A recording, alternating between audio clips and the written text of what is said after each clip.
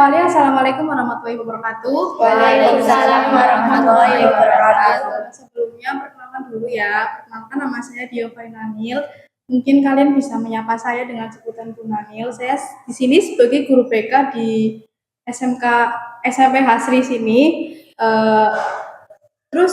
Dengan dikumpulkannya kalian di sini, ada yang tahu nggak ya untuk apa?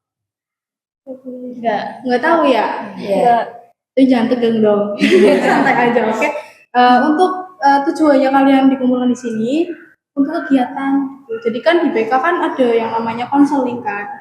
Nah, konseling di sini tuh meliputi beberapa. Nah, yang saya lakuin di sini kegiatan ini tuh konseling kelompok. Jadi kalian itu bisa mengungkapkan permasalahannya gitu.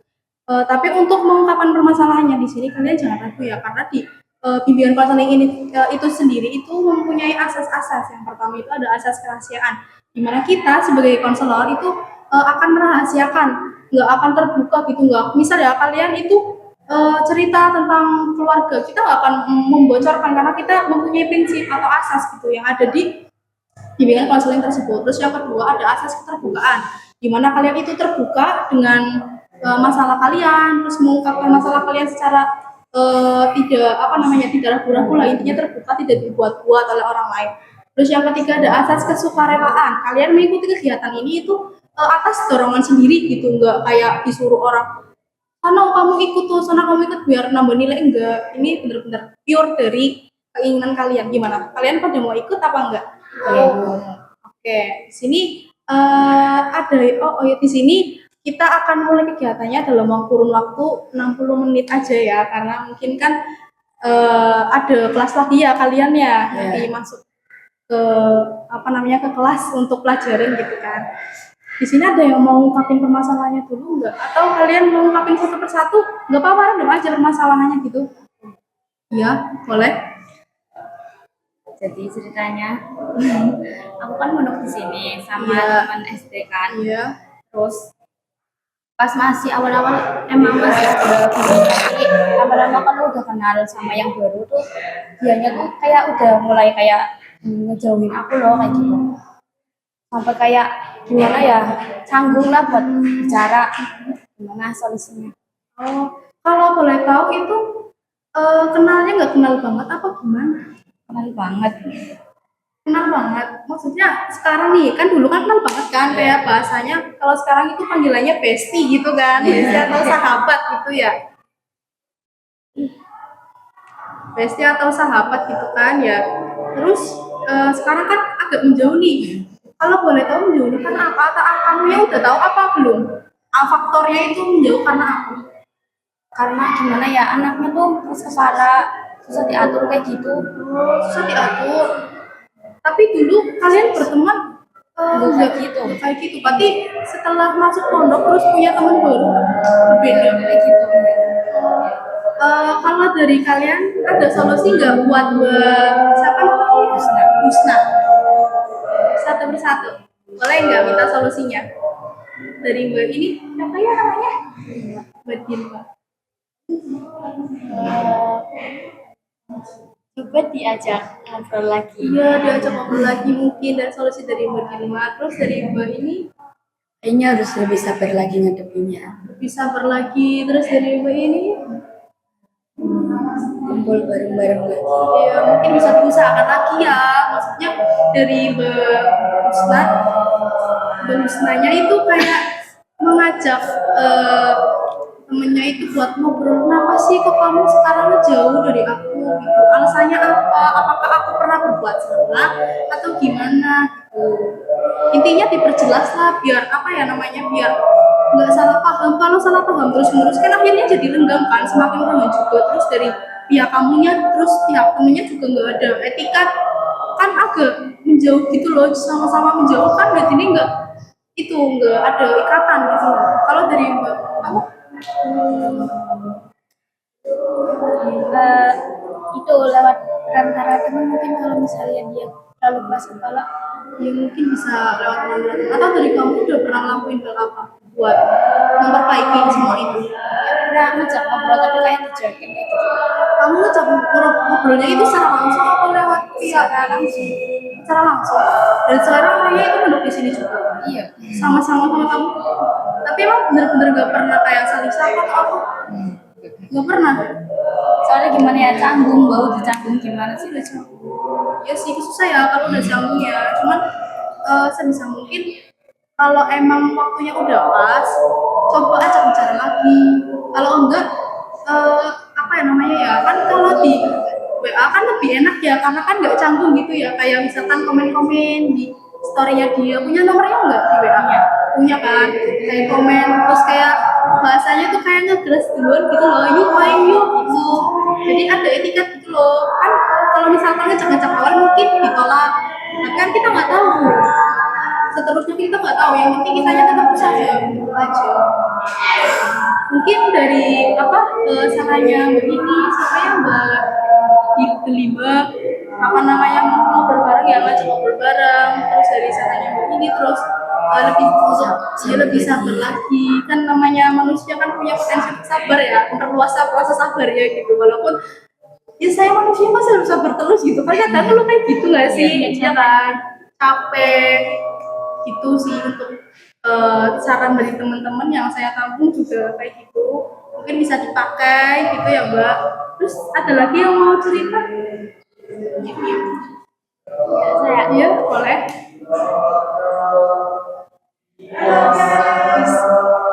saya kan pernah ditanya sama orang tua saya, mama boleh kayak gini, nanti kalau misalnya mama sama bapak pisah, kamu mau ikut mana?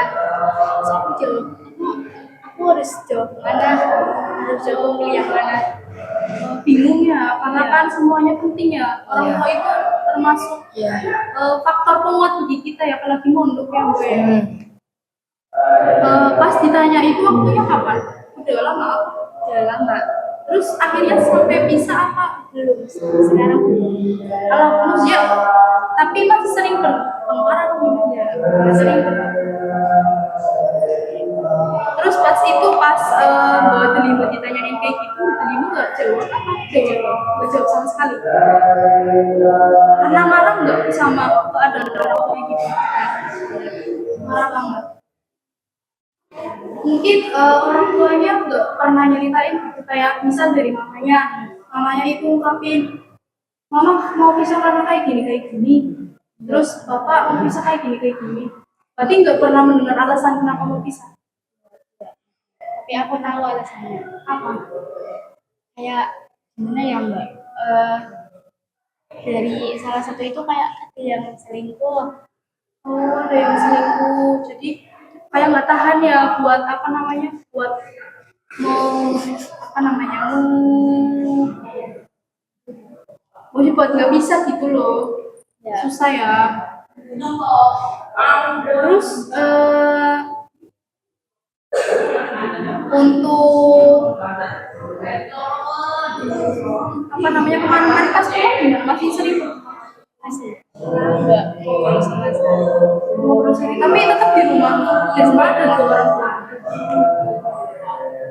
Kalau menurut apa ya, menurut saya ya, secara pribadi gitu ya, kan saya secara personal lebih dekat sama mama. Jadi kalau misalkan saya harus menjawab gitu ya, pertanyaan kayak gitu, mungkin saya akan lebih milih ke mama sih, karena kan apa namanya ya, kalau bapak kan nggak bisa menggantiin peran mama, tapi kalau mama itu bisa gantiin peran bapak, bisa ganti peran ganda gitu loh. Tapi mungkin buat kamu berat ya, berat banget ya, nggak apa-apa guys. Mau peluk, nggak apa-apa nangis ya. Jadi apa namanya ya, intinya usahanya tuh mungkin kamu duduk di sini ya, jauh dari orang tua, mungkin yang bisa kamu lakukan cuma berdoa ya, berdoa aja, karena mungkin kan kita nggak tahu posisi orang tua kamu itu gimana, apalagi kan pasti jadi orang dewasa itu rumit banget buat orang, saya juga nganapin kan yang namanya jadi orang dewasa, apalagi dituntutnya dengan masalah seperti selingkuh kayak gitu, itu susah gitu.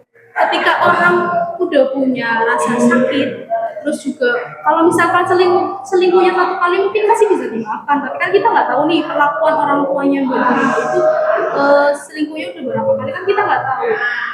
orang punya potensi memaafkan itu cuman beberapa kali, selebihnya itu orang itu akan apa ya, capek gitu, capek sama sendirinya, capek batin juga sama capek mental gitu. Mungkin kalau nantinya harus menjawab, mungkin deliver bisa mencoba berpikir mana yang harus putusannya, mana yang harus diambil. Kalau dari saran saya kan cuma itu kan mama yang paling penting, karena secara personal pun saya lebih dekat sama mama. Kalau sama bapak kan saya juga agak canggung kan, karena kan ya cowok sama cewek walaupun bapak sama anak kan pasti ada rasa canggung gitu kan. Iya kan, itu mungkin apa namanya ya, motivasi dari saya untuk berterima, lebih semangat, lebih sabar, terus lebih intinya berjalan lupa untuk berdoa, terus sebisa mungkin kayak misalkan di rumah nih, mungkin badan itu bisa ngajak orang tua kayak di rumah jalan gitu kan, buat meeting sama orang tua kayak gitu. Berarti kamu kesini pun jenguknya nggak pernah berdua sendiri. Intinya yang sabar, yang kuat.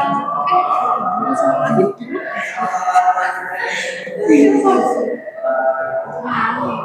Bukan nangis.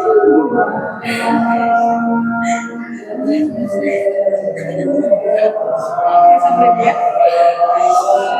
Itu dulu itu aja. Mungkin ibu juga cuma bisa ngasih sarannya cuma sedikit, karena kan dari ibu nggak bisa apa namanya, nggak tahu tentang persoalannya gimana, orang secara terlibat juga nggak tahu kan permasalahannya orang tua yang spesifiknya seperti apa. Jadi mungkin harus apa namanya, memikirkan matang-matang. Kalau misalkan keputusan orang tua seperti itu yang harus terima. Mungkin itu takdir Allah yang menurut terima itu buruk ya, tapi kita nggak tahu menurut Allah itu baik kan. Kadang manusia itu diuji sesuai kemampuannya. Kalau memang kemampuan orang tuanya terima, harus menerima takdir itu, berarti orang tua terima itu kuat, mampu gitu. Terima pun pasti mampu, terima pasti anak kuat gitu. Jadi semangat ya, nggak apa-apa kok. Mungkin bukan waktunya sekarang. Oke, mungkin itu saja ya sesi konselingnya. Untuk kesimpulannya dari Mbak Husna, mungkin lebih diperbaiki lagi untuk apa namanya, etikat baiknya, kayak bisa bicara lagi, ngobrol atau mengajak secara via online gitu ya, kayak WA, yuk main bareng gitu.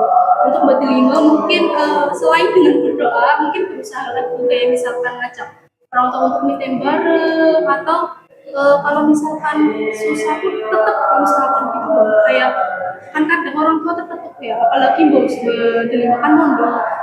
Kadang orang tua kan kayak, masa kita nggak nurutin anaknya yang mondok sih, kan lebih pulang nih, memanfaatkan keadaan gitu loh. Mungkin bisa gitu, selain dengan berdoa, terus usaha. Intinya apapun yang sudah menjadi takdir dari Allah ya pasti itu yang terbaik gitu. Percaya aja gitu. Walaupun mungkin ini berat banget buat kamu ya, apalagi kan harus memilih keduanya, padahal keduanya itu sangat penting di kehidupan kamu gitu. Ya gitu aja, kurang lebihnya mohon maaf karena waktunya udah 60 menit ya. Terima kasih sudah berkumpul, dan terima kasih sudah meluangkan waktunya, terima kasih sudah mengungkapkan perasaan atau konfliknya ya. Sampai bertemu di minggu depan. Assalamualaikum warahmatullahi wabarakatuh. Waalaikumsalam warahmatullahi wabarakatuh. Ya, sabar ya.